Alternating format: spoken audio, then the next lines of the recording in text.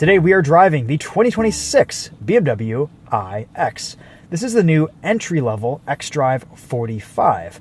It starts at around $76,000, including destination. This one has about 20 grand in options on it. I'll put all that information in the description. You can check it out.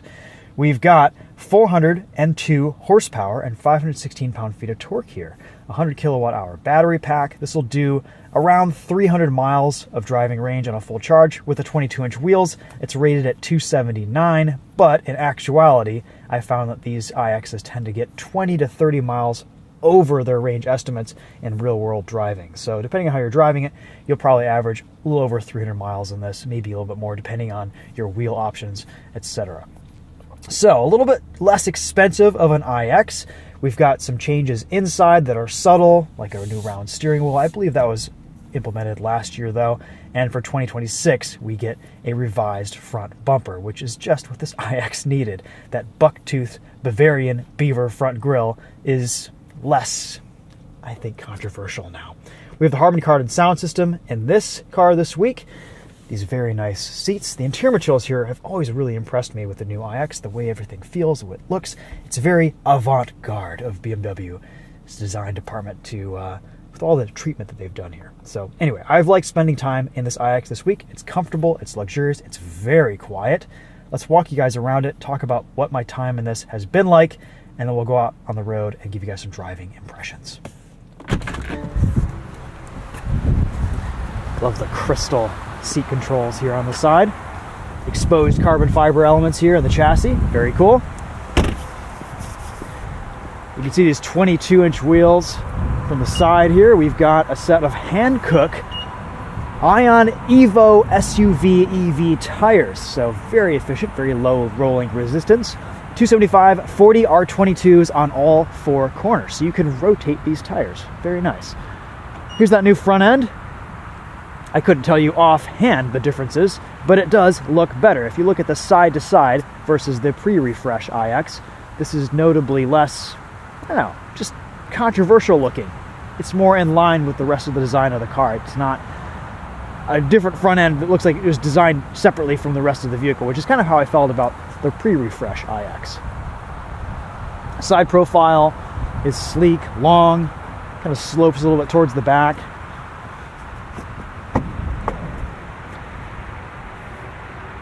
Decent cargo capacity in the back of this.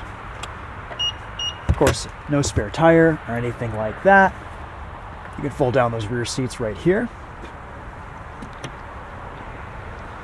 This tailgate impedes a little bit on stackable cargo height. And this car is going to be locking and unlocking throughout this walk around just because I have it set to lock automatically as I walk away, so I don't have to touch the key. Like many EVs, we get a completely flat floor for our backseat passengers. I'm 5'10". This is my driving position. Legroom, headroom, room to stretch out in here is all very ample. And I like kind of bench cushion of this back seat. It's very comfortable, very nice. Armrest, good space, nice visibility back here. Rear climate vents, though no climate controls. This is a little bit awkward of a reach sometimes, opening this door with this button. I wish they put it in a little bit more natural position. Frameless windows look nice though. You've got a cup holder button here to pop the tailgate. This is all a little bit strange down here. It's not the best organization or use of space. Your wireless charging pad is a bit weird to access. Water bottle cup holders, again, a bit strange. This piece right here juts out and blocks your access to all this stuff down here. And then there's this open space down there. I feel like they could have reconfigured all this to work a little bit better from a packaging standpoint. Still, you get a decently sized center console, a glove box that you don't have to open from the screen. It's got a physical button, and vents that you don't have to operate from the screen. Thank you, BMW, for giving us some physical controls in this iX. This is also a little bit strange too. This window gets so close to you when you're closing the door. Again, you have to get a little bit accustomed to some of the weird ergonomics with this iX, but nothing that won't take you too long to get used to.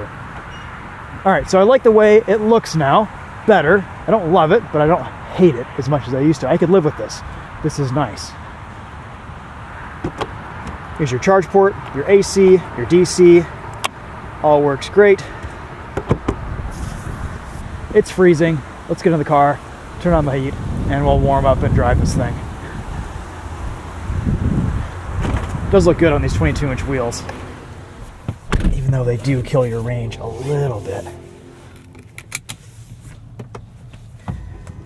You do have to press the start-stop button, or at least when you start up the vehicle, you have to press the start button. You don't necessarily have to hit the stop button when you turn it off. You can just put it into park by hitting the parking brake and just walk away, and it'll lock and turn off by itself, which is nice. I do like the new round steering wheel. This feels more traditional BMW. The matte buttons on the steering wheel work great. We have the active enhanced driving assistance package on this car, so we'll test that out on the highway. Seat controls. So you're kind of limited in some of your detailed seat controls, but your main adjustments are available here with this crystal shifter. You can go into the menu for all of your other controls. So let's see here, doors and windows, driving settings, seat comfort. All right, so you can adjust your side bolsters, your lumbar, your tilt, etc. in this sub-menu. I found this week that the voice assistant has worked really well if you know exactly what you're telling her and exactly what to say. So, for example, ambient lighting. Ambience. And she'll take me to ambient lighting, which is nice. That's about how it's always been. Mobile devices. Mobile devices. There you go. You can connect your mobile. Seating controls. Unfortunately, I can't find. Seat controls. Unfortunately, that didn't work.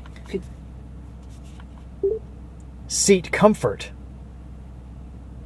Seat comfort. You gotta know what to say. So anyway, there's a lot of adjustability, a lot of customization here with these new BMWs with iDrive 8.5. Once you get everything set up, you don't really have to mess with too many of these deeper menus as much as you would think. It's mostly just home screen, climate control, CarPlay or Android Auto, whatever you've connected to. And I do like that you get some quick access buttons down here for your telephone, your navigation, your media. If you're running navigation in CarPlay or whatever, you can hit this and it'll take you to your map. Otherwise, it'll just take you to your nav, or you can kind of choose between nav and CarPlay. So that's nice. It's nice to have some quick access controls down here, even though they've kind of reconfigured the button layout compared to some older iDrive layouts with BMWs. You have some more quick access controls down here for driver assistance, lane departure warning, iconic sounds, charging, all that stuff. You can raise the air suspension in this car. You've got my modes, personal, sport, efficient, expressive, relax. I've just left it mostly in personal this week. Not really going to mess around with that too much in this review. Maybe we'll throw it into sport for fun. Up here, you've got a way to change your cockpit brightness at a moment's notice for night driving. That's nice. I like that. And the rest of this we've gone over pretty much ad nauseum in other reviews, so we won't talk about it too much in this. Let's just go back into our CarPlay nav. This display is beautiful. It's high res. It's bright in broad daylight. I do still wish we got a few more physical buttons with this iDrive system, but the more I've lived with it, the more I've gotten accustomed to using it, and the voice activation does help a lot when you're trying to access deep menus that are somewhere in here that you can't really find while you're driving and moving along in the vehicle. It would be nice to have a few more physical controls, but at the end of the day, once you get used to it, it works, and once you've set everything the way you like it, you don't really need to mess around with too much of this stuff. The rest of this iX is pretty much what we've seen before, just with a few little tweaks. They've made some changes to the seats, the headrests, added bigger bolsters. Initially, when I got into the iX a couple years ago, the front seats were so flat, you could just slide right into them. Now they've got a bit more of a bolster, which I think is nice. It makes me feel more stable in this driving position, and this car does handle quite well. All right, let's set off and give you guys some street driving impressions here.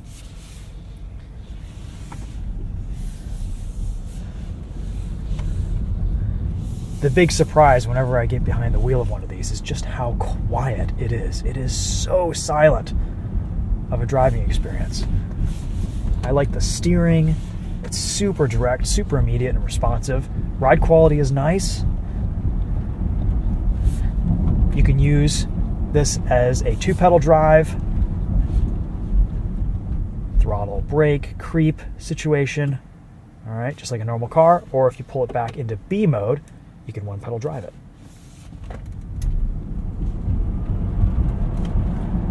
Not the fastest EV. This still weighs about 5,600 pounds depending on spec.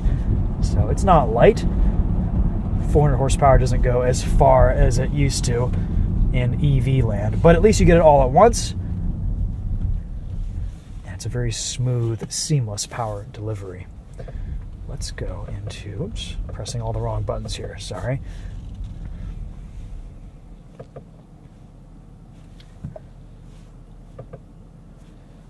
Let's go into sport mode. This will disable DSC. I can feel my rear wheel steer activate a little bit more aggressively here. Oh, look at that. It's still not blisteringly fast, but I feel like this is kind of the perfect power level for a consumer EV product. We've driven the M70 and that thing's insane, but this just feels about right in terms of power level.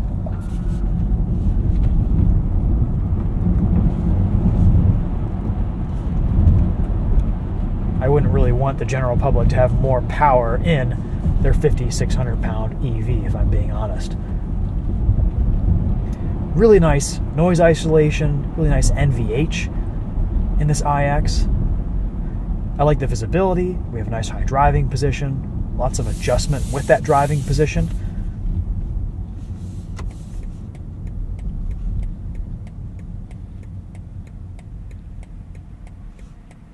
It comes to a really nice smooth stop in one pedal drive mode. Honestly, this week I've kind of been back and forth between using B and D.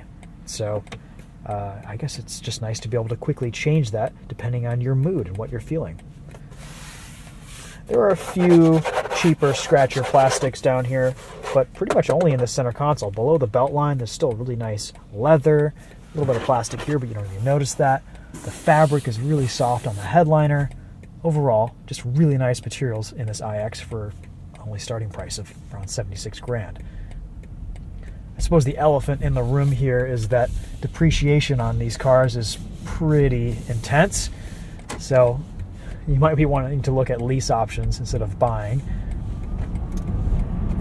I think you can go out and find 2022 BMW iXs with 30 or 40,000 miles on them at this point for high 30s, low 40s, which is more than half what they cost originally in just a few years.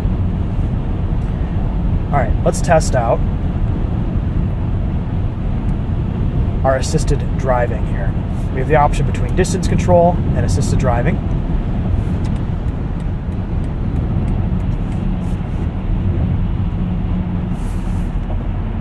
We'll wait for this to engage. Very nice. And I don't know if it'll give me full assisted driving on this highway today. It's probably going to want me to keep my hands on the wheel for a little bit. You can control your following distance in the menus. Assisted driving. Assisted driving. There you go. So you can go in here, choose your distance control, all that stuff, and you can access that through your driving assistance person.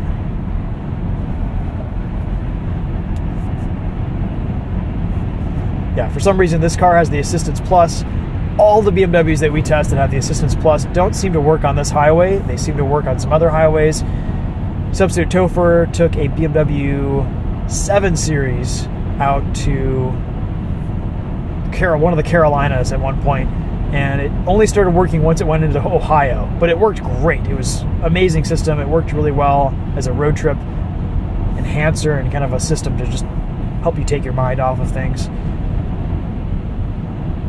But right now, it looks like it's prompting me to keep my hands on the wheel. So your mileage may vary with this. At highway speeds, power is ample. Going from 80 to 90 there, no problem. And you can disable everything with a quick press of a button, or resume at a quick press of a button. Good ergonomics there, and I just wish they would include distance control as one of the controls. There's room for it right there. They could do it. They just choose to put it in a bunch of menus for some reason.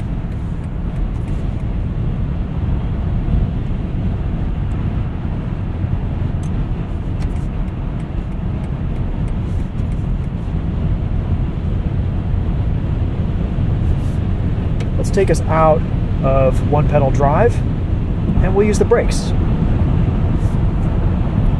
While we're here, we might as well just go into sport mode.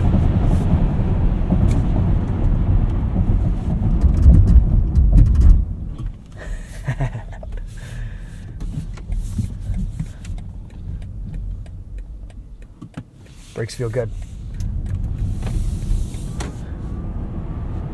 It's an easy pedal to modulate. Nice bite, good linear braking force. Wouldn't really know that this is an EV by just pressing the brake pedal.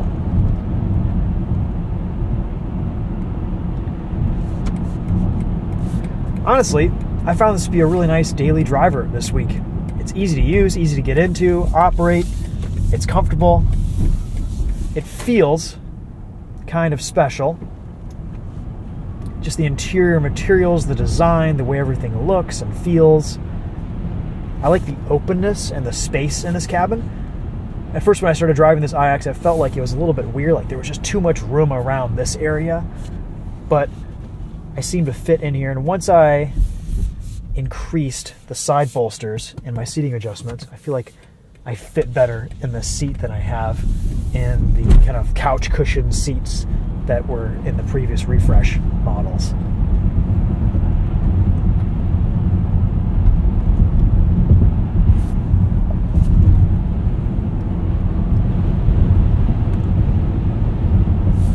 Throttle response is quite good. It's tuned very well. This is a very, very smooth EV to drive, especially in one pedal drive mode. It's not the most aggressive on regen, but it does a really nice job bringing you to a smooth and non-jerky stop. Let's do a little 0 to 60 here.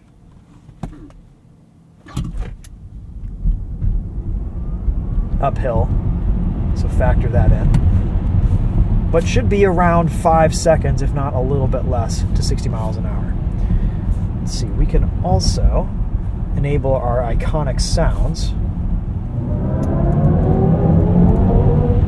which were tuned by Hans Zimmer, and that adds a little bit of drama to the drive.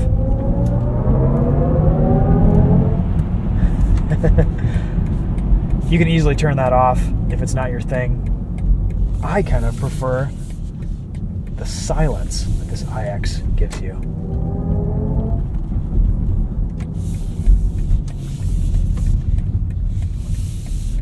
Steering weight's up really nicely in sport mode. I actually kind of like that.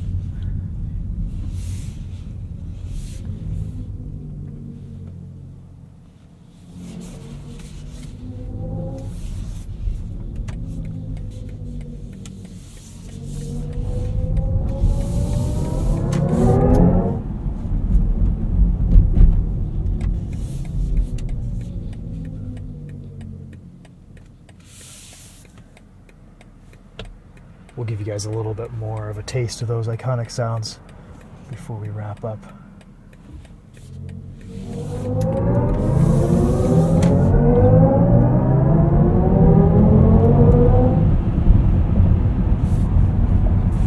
Okay, probably enough of that. Still, I think some of the better EV sounds out there, along with Audi's e-tron products and Porsche's EVs too, they sound pretty good.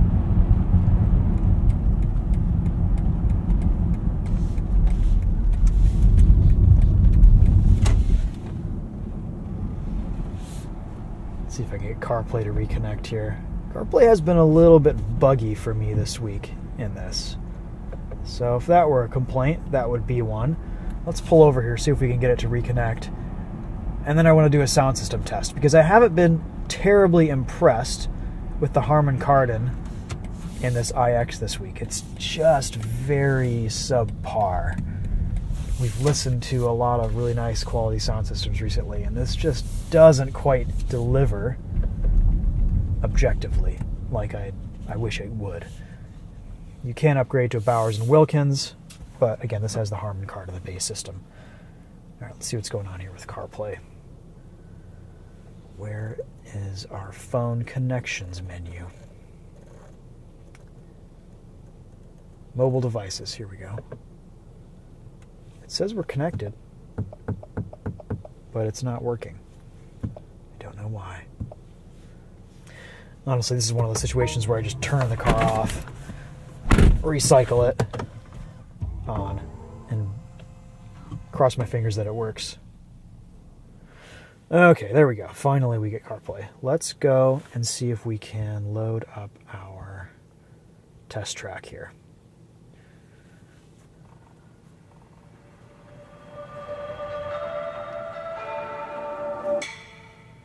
If you guys are listening with headphones, you can get a pretty clear, accurate idea of what this sounds like.